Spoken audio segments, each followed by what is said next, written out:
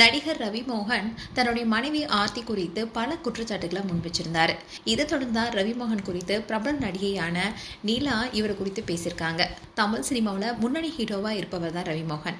இவர் 2024 தன்னுடைய காதல் மனைவி ஆர்த்தியை பிரிவுதான் அறிவிச்சிருந்தார்.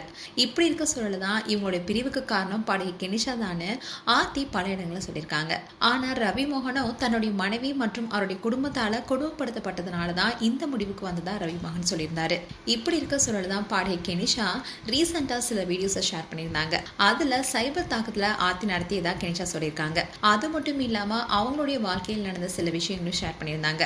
அதில் சின்ன வயசுல இருந்தே தாம் பாலியல் துன்புறுத்தலுக்கு ஆளான கதையையும், அதோட 18-19 வயசு இருக்கும் போது தனக்கு திருமணம் நடந்ததாகவும், அந்த சமயத்தில் 4 மாதம் கருவுற்று இருந்ததாகவும், அதோட தன்னுடைய கணவனால தாக்கப்பட்டதுனாலேயே கருவும் கலைந்து குழந்தையும் இறந்துச்சுன்னு தெரிவிச்சிருந்தாங்க. இப்படி பல போராட்டங்களை சந்திச்ச நான் எப்படி ரவிமோகனுடைய குடும்பத்தை கேடு பண்ணும் பல கேள்விகளை எழுப்பியிருந்தாங்க.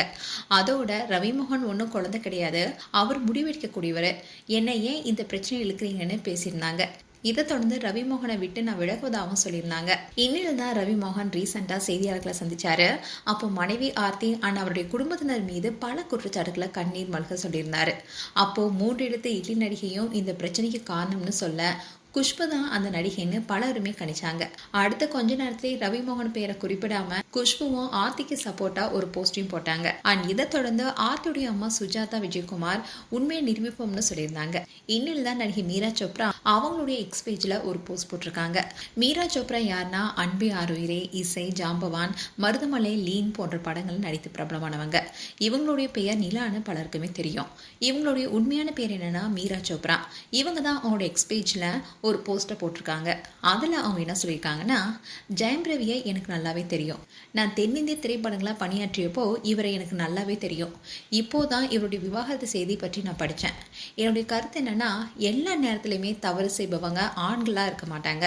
பெண்களுக்கு சாதகமாக இருக்கிற சட்டங்களை பெண்கள் தவறாக பயன்படுத்தி கொள்றத நான் பார்த்துருக்கேன்.